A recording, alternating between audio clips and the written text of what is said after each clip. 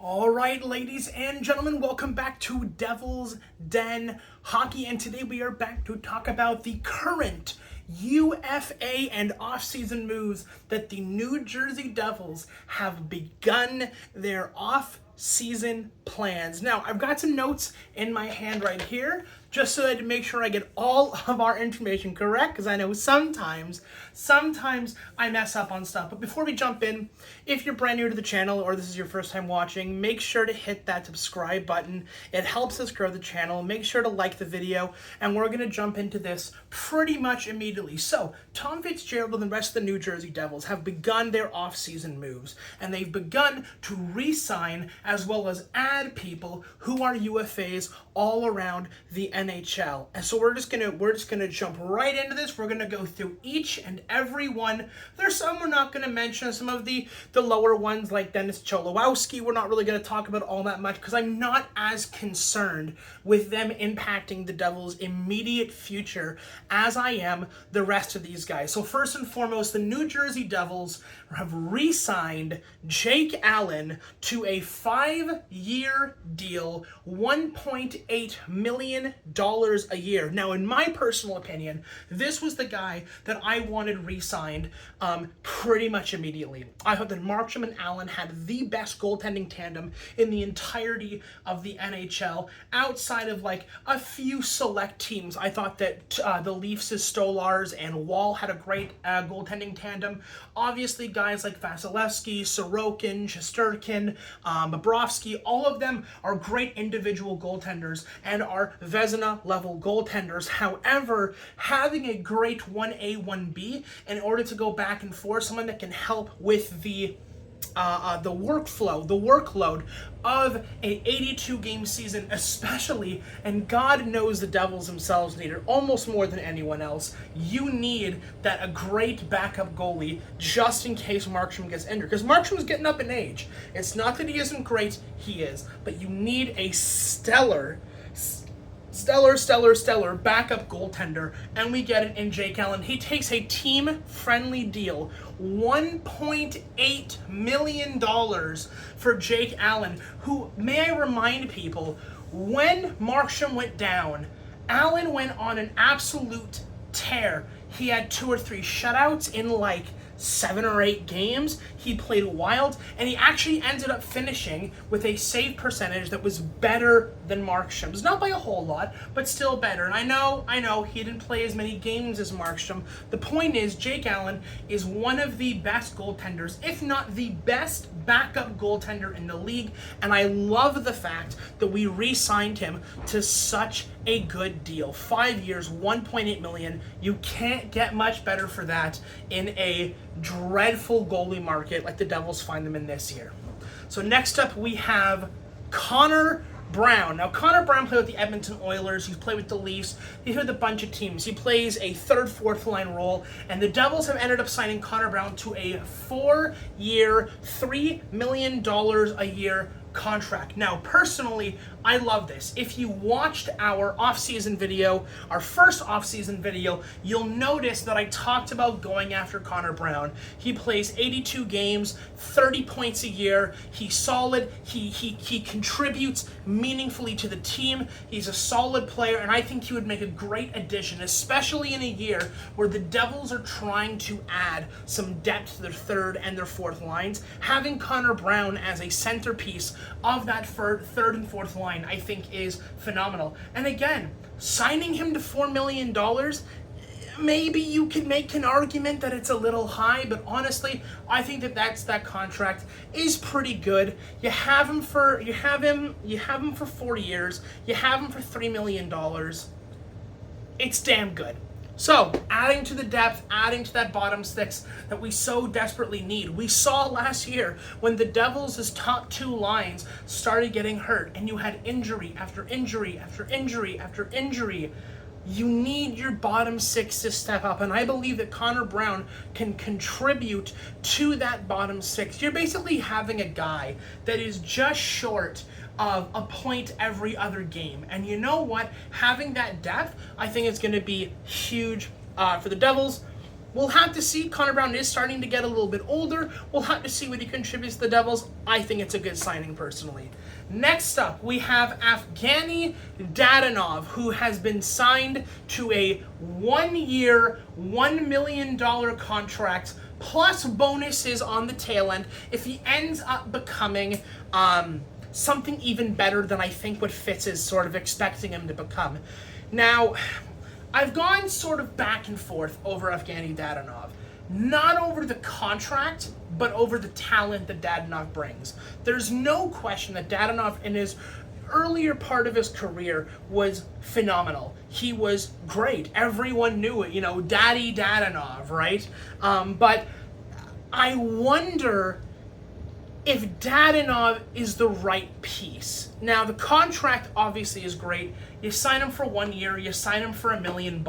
He plays on like your third line. Maybe he plays on your second if he ends up being even better than you expected. But again, Dadonov brings 20 goals, 20 assists last season, 40 points in an 82-game season. That's another depth piece. But I wonder what's going to happen with Dadonov. Like I said, I've sort of gone back and forth. I'm not questioning the contract. It's a good contract. It's a great contract. And it sort of puts a Band-Aid on an otherwise sort of, I wouldn't say gaping wound for the Devils, but certainly a Band-Aid to a bigger problem until we can sort of figure out what we want to do, if we're going to do something at the trade deadline, if we're going to sign someone before the season starts. We've got a lot of off-season still to come, but I'm interested in sort of pessimistically cautious about how Dadonov's going to fit into the Devils. Like I said, though, great contract, 1 year, $1 million. You toss them away if you don't need them. But yeah, I'm pessimistically cautious to see what Dadonov brings. Last but not least, we have Cody Glass, who was offered a contract. He wasn't RFA, he wasn't a UFA, he was an RFA. He was offered a contract by the Devils, and he has consented, and he has signed off on a new contract with the Devils. He just recently signed a 2-year contract worth $2.5 million a year. Again, this is a really good contract. It's $2.5 million. You're paying basically $3 million less than Connor Brown. And Cody Glass has the potential, I think, to be kind of a solid fit in 3C. I'm kind of curious to see what else Fitz does, if he wants to trade for an actual bona fide 3C, a third line center. But until then, Glass had a really good stretch with the Devils near the end of the season when we picked him up. And he was definitely in there, contributing points, contributing ice time, did everything he could, and he got it decent. He's probably one of the best pickups that we had at the trade deadline for the Devils. It was Cody Glass and Brian Dumoulin, who I thought were really good additions to the Devils last year to try to fill the literal gaping wounds in the Devils' injury-riddled roster. But Cody Glass re-signing again is great. Again, I think he basically plays a third-line center to fourth-line center and kind of bouncing back and forth. I'd be interested to see how he plays with guys like Mercer, playing with guys like Nason, playing with guys like Dadonov, playing with guys like Cotter. I'm kind of interested to see what the Devils end up doing with him, because I feel like there's a lot of versatility with those third and fourth lines. Again, with guys like Mercer, Cotter, Dadonov, Nason, all sorts of guys, you can kind of fiddle around and play with things a little bit. But yeah, Cody Glass re-signs, 2-year, $2.5 million a year. Glass and Allen were really the two that I wanted re-signed the most. I did want Fitz to see if he could try to swing Dumoulin, maybe something like 1.25 over one or 2 years. It didn't end up working out. Dumoulin ended up walking. And that sort of brings us to our sort of goodbye section, because we're saying goodbye to guys like Curtis Lazar. We're saying goodbye to guys like Nate Bastian. We're saying goodbye to guys like Daniel Sprong, Brian Dumoulin. Sprong, he was there, didn't really do a whole lot, but he was there. Dumoulin, I thought, for what he did and for what he was supposed to do for the limited time he had with the Devils, I thought he did well. I thought he did fine. You know, seventh D-man, bottom pair if you need him to.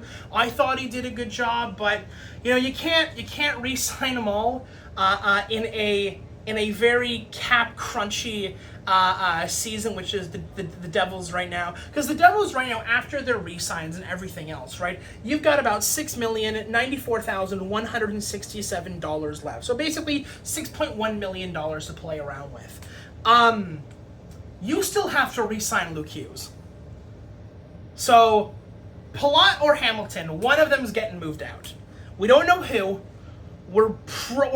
The bet right now, if I were to, I'm gonna get rid of it because I won't need that for the next part.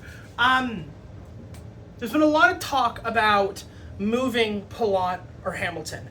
Palat's making $6 million a year, definitely overpaying for Palat right now. Hamilton's making $9 million. We're definitely overpaying Hamilton for what he's doing on the team. You've got basically $6.1 million to play around with. You need to sign Luke. He's probably going to get anywhere between 7.5 to 8.5 million. I don't know if I sign him to 9 million, but I digress. So that means you're going to need more cash, more cap space to play with. The question is, do you get rid of Palat or do you get rid of Hamilton? Here's how I see it, okay? Palat's making $6 million. We know that he plays well with Hischier. We know he's played well with Jack and Brett in the past. He's the kind of guy that provides leadership, and I understand sometimes leadership isn't enough. You actually need them to do something on the ice other than just be a leader, quote unquote. You want to trade Palat, fine. This is sort of how I see it with Palat. If you're going to shuffle Palat off to somebody else, you need to find a team that's willing to take on a $6 million contract, or we're going to have to retain part of his salary in order to make the deal work. Now, if we're going to have to retain, the other team is going to have to make it a pretty sweet deal for us to consent. Let's say we have to retain, let's say 50%. I'm not saying it will be, I'm just saying what if. We have to retain half of that, so we end up taking a $3 million hit, which really isn't a $3 million hit because we're already paying it anyways. So it's not like we're having to pay $3 million on top of that. You basically get $3 million off your books, and that brings you to about $9 to $9.1 million. Or you trade Hamilton. And Hamilton, I think, in my personal opinion, I think Hamilton has more trade value, as well as the fact that with all of the defensemen that we have in the pipe, you've got Luke, you've got Casey, you've got defensemen that can kind of slot up into a bottom pairing if you need him to. I think that Nemetz, if you're going to trade Hamilton, you're kind of hoping that Nemetz has a really good year, maybe bump him up to the second pairing, play Siegenthaler Nemetz, and to sort of fill in the hole where Siegenthaler Hamilton was. But again, that's a $9 million contract, and I don't see a lot of teams taking the brunt of that $9 million hit. I don't see it. So again, hypothetically, and to be a little bit more conservative, let's say you trade Hamilton and you end up keeping $4 to $5 million of his contract. Let's say, do the same thing we do with Palat and make it half, so you retain $4.5 million, but you're freeing up $4.5. That leaves you with $10 to $10.15 million in cap space remaining. Luke, you need to pray, is willing to take like 8.5. That leaves you with about $1.5 million to $2 million to play with. A lot of people want a bona fide second line winger. I don't see how, unless you're willing to trade significant pieces like first round picks or Mercer or Casey to get that second line score. Because one of the things we talked about is adding depth so that we don't have to rely on just the top two lines to score in case people get injured. There's been some talk about getting Robertson. You're not getting Robertson without a fight. You're just not. I don't know. It feels like in order to make room for Luke, you have to get rid of Palat or Hamilton, and then if you want that second line bona fide scorer that's going to get you like 60 points, 70 points a season, I feel like you're going to have to sacrifice your depth that you've just tried to add on to. Now, that's not to say that we shouldn't go after that second line bona fide scorer. I'm just interested to see how the cap room is going to work. I know the cap is going up, but again, the Devils have like $6 to $6.1 million to play with.